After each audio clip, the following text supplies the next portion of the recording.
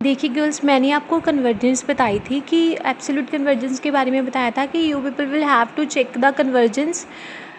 आपने convergence check करनी थी अगर आपको मेंशन हो, जैसे इस क्वेश्चन में तो मेंशन नहीं है लेकिन एग्जांपल नंबर 2 में आपको मेंशन है कि you have to show that कि this integral converges absolutely then you have to apply the absolute convergence here. ठीक है, तो यहाँ पे देखिए फर्स्ट क्वेश्चन मेरे पास है कि test the convergence of this integral. तो मेरे पास सबसे पहले क्या होता है कि अगर मैंने वो डिरिचलेट टेस्ट अप्लाई करना है, firstly I have to let F X मेरे पास क्या आ जाएगा, this sine 1/x over under root x.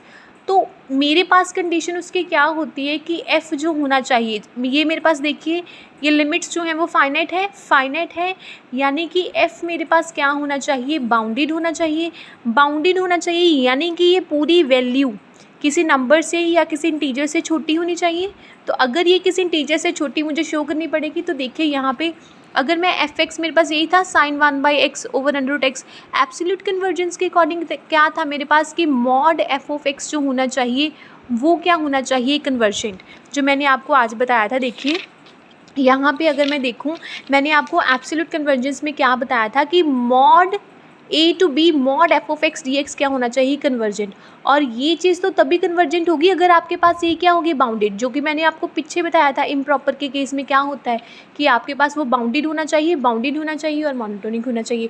और अगर मेरे पास लिमिट ये हो तो या इस केस में भी क्या होना चाहिए कि जो एफ ऑफ एक्स और डी एक्स है वो क्या करना चाहिए, कन्वर्जेंट। ठीक है, तो सारे केसेस आप जो है वो इसमें क्या करोगे, अप्लाई करोगे। ठीक है, तो उसके बाद ये चीज़ है, तो यहाँ पे देखिए मेरे पास आता है sine 1/x over under root X. ठीक है, तो इसकी वैल्यू आप कुछ ऐसा इंटीजर लोगे जो कि किसी नंबर से छोटा होगा। तो अगर तो ये किसी नंबर से छोटा होगा तो आपके पास फंक्शन क्या आ जाएगा, बाउंडेड, क्योंकि आपको बाउंडेड शो करना था। बाय डिरिचलेट टेस्ट मेरे पास क्या होता है कि f जो होना चाहिए वो मेरे पास क्या होना चाहिए, बाउंडेड। तो मैंने इसको बाउंडेड शो करने के लिए ये वैल्यू देखिए, ये मेरे पास mod sine 1/x over under root x है, तो ये वैल्यू जो है वो किससे इक्वल होगी, मैं अगर यहाँ से मॉड हटा लूँ तो मेरे पास अंडर रूट एक्स आ गया, ये पूरी वैल्यू जो होगी वो 1/अंडर रूट एक्स से क्या होगी, छोटी। तो यानी कि ये मेरे पास एफ ऑफ एक्स था, तो एफ ऑफ एक्स जो है वो किसी नंबर से छोटा आ गया। तो अगर तो एफ ऑफ एक्स किसी नंबर से छोटा आ गया, दिस इम्प्लाइज एफ मेरे पास क्या आ गया, बाउंडेड आ गया। तो अगर मेरे पास एफ बाउंडेड आ गया तो डिरिचलेट टेस्ट के अकॉर्डिंग मेरे पास नेक्स्ट स्टेप क्या होता था, I have to check whether the G X is convergent or divergent. तो अगर मैं इसको जी एक्स लेती हूँ, इसको जी एक्स मैंने ले लिया, ठीक है, मतलब ये 1/√x को मैंने जी एक्स ले लिया, तो यहाँ पे देखिए मेरे पास क्या आ जाएगा, integration 0 to 1 dx over under root X D X is convergent. तो ये तो ऑब्वियसली कन्वर्जेंट है क्योंकि यहाँ पे x की वैल्यू क्या है मेरे पास 1/2। तो अगर मैं यहाँ पे p टेस्ट अप्लाई करूँ कि it is convergent for p greater then 1 और p लेस देन 1, है ना, वो चीज़ आप देख लोगे, जो सारे रूल्स मैंने आपको बताए हैं, तो वहाँ से आपके पास ये चीज़ क्या हो जाएगी, कन्वर्जेंट। तो अगर आपके पास f भी कन्वर्जेंट कर गया, वो बाउंडेड था, कन्वर्जेंट आ गया, आपके पास gx भी कन्वर्जेंट आ गया, तो इसका मतलब आपके पास मॉड f ऑफ x भी क्या होगा, कन्वर्जेंट।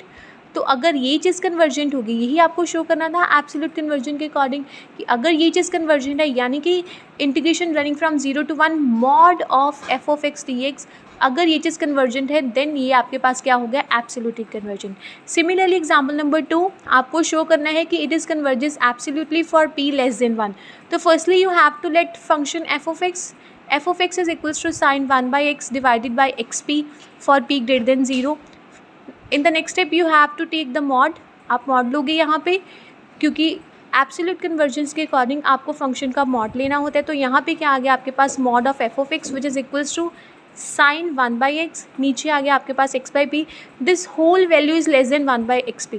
तो यानी कि यहाँ पे फिर से मेरे पास बाउंडेड आ गया, तो बाउंडेड आ गया यानी कि किसी नंबर से छोटा हो गया, तो नंबर से छोटा हो गया, तो अगर बाउंडेड आ गया तो नेक्स्ट स्टेप मेरे पास क्या होता था, I have to check whether it is convergence or not, यानी कि मैं कुछ जी एक्स ऐसा लूँगी, मुझे चेक करना पड़ेगा कि क्या वो जी एक्स जो है वो कन्वर्जेंट है या नहीं। तो यहाँ पे भी मैं चेक करूँगी ये कन्वर्जेंट कब होगा, जब मेरे पास p की वैल्यू क्या होगी, लेस देन 1 होगी। ठीक है, तो ये तब भी कन्वर्जेंट होगा। तो अगर ये कन्वर्जेंट आ गया यानी कि ये इंटेग्रल कन्वर्ज कर रहा है। तो अगर मेरे पास mod F of x converge कर रहा है तो यानी कि ये मेरे पास क्या हो गया, एब्सोल्युटली कन्वर्जेंट। तो ये 2 एग्जांपल्स थी एब्सोल्युटली कन्वर्जेंट की, और बाकी आप देख लेना GNDU वाली, ठीक है। उसके बाद हमने पिछली एक्सरसाइज में से फोर्थ तक एग्जांपल्स की थी। बाकी आप लोग जो है वो खुद ट्राई कर लेना, ठीक है। जो भी डाउट होगा वो मुझसे पूछ लेना। एग्जांपल नंबर 5 में देखिए क्या था कि आपने m और n की वैल्यू फाइंड आउट करनी थी फॉर विच द इंटेग्रल जो है वो कन्वर्ज करे। तो m देखिए ये मेरे पास e⁻⁻m है, तो m की वैल्यू तो कुछ भी हो, ये तो मैटर नहीं करेगा ना। तो बेसिकली यहाँ पे m की वैल्यू कुछ भी हो तो वो तो मुझे नीचे लेके जानी ही पड़ेगी। तो ठीक है, m की वैल्यू कहते हैं what ever the m may be, जब मेरे पास n की वैल्यू ग्रेटर देन 0 होगी। देखिए जहाँ पे जब मेरे पास ग्रेटर देन 0 यानी कि मेरे पास कुछ पॉजिटिव वैल्यू होगी तब तो ये फाइनाइट वैल्यू ही देगा। लेकिन जब मेरे पास n की वैल्यू लेस देन जीरो यानी कि यहाँ पे n की वैल्यू जब मैं -1 पुट करूँ तो ये मुझे नीचे लेके जाना पड़ेगा। तो 1/0 क्या हो जाएगा, इन्फिनिटी। तो यानी कि मुझे सिर्फ लेस देन 0 वाला केस जो है वो डिस्कस करना है। ग्रेटर देन 0 के केस के लिए, ग्रेटर देन 0 के केस के लिए तो मुझे ये चीज़ जो है वो शो ही नहीं करनी। उस केस में तो इंटेग्रल तो ऑब्वियसली क्या होगा, मेरे पास कन्वर्जेंट होगा। तो मैंने क्या कर लिया, जब मेरे पास n जो है वो लेस देन 0 है तो मैंने इंटीग्रेशन जो है वो i = 0 to 1 ये चीज़ आ गई, ठीक है। मैंने इंटेग्रल जो है वो x⁻⁻n ले लिया ना, क्योंकि n जो है मेरे पास क्या है, लेस देन 0। जब मैं इसको नीचे लेके गई मेरे पास x, तो यहाँ पे सिर्फ 0 ही ऐसा पॉइंट है जिस पे फंक्शन क्या होगा, इनफाइनाइट डिसकंटिन्यूटी। 0 पे ही 0 जब मैं पुट करूँगी, देखो मैंने x की वैल्यू जब मैंने n की वैल्यू 0 पुट, x की वैल्यू 0 पुट की तो 1/0 क्या आ जाएगा, इन्फिनिटी। तो सिर्फ 0 ही ऐसा पॉइंट है जहाँ पे फंक्शन क्या हो रहा है, इनफाइनाइट डिसकंटिन्यूटी। नेक्स्ट स्टेप मेरे पास क्या होता है कि मैंने g सेलेक्ट कर लिया, फिर f(x/gx) निकाल लिया। अगर फंक्शन इनफाइनाइट आ रहा है तो g को चेक करूँगी, वो कन्वर्जेंट होगा जब -n की वैल्यू लेस देन 1 होती है, that is n is greater than equals to -1। तो यानी कि इंटेग्रल कब कन्वर्ज करेगा, जब n की वैल्यू ग्रेटर देन -1 होगी। तो यानी कि m कुछ भी हो, n की वैल्यू ग्रेटर देन -1 होनी चाहिए तो ही आपका वैल्यू जो है ये इंटेग्रल जो है वो कन्वर्ज करेगा।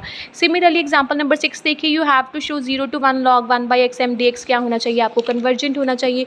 तो आप सबसे पहले इंटीग्रेशन i लेट करोगे, ठीक है, फिर उस लिमिट को डिवाइड करोगे, क्योंकि दोनों इसको डिवाइड करना पड़ेगा, फंक्शन इनफाइनाइट वैल्यू जो नहीं देगा। So you have to divide this limit into the 2 parts, I1 and I2। I1 को पहले सॉल्व करोगे, ठीक है, लिमिट पुट करोगे, क्योंकि 0 पे ही फंक्शन इनफाइनाइट आ रहा है। So you people will have to put x tends to 0 + 0।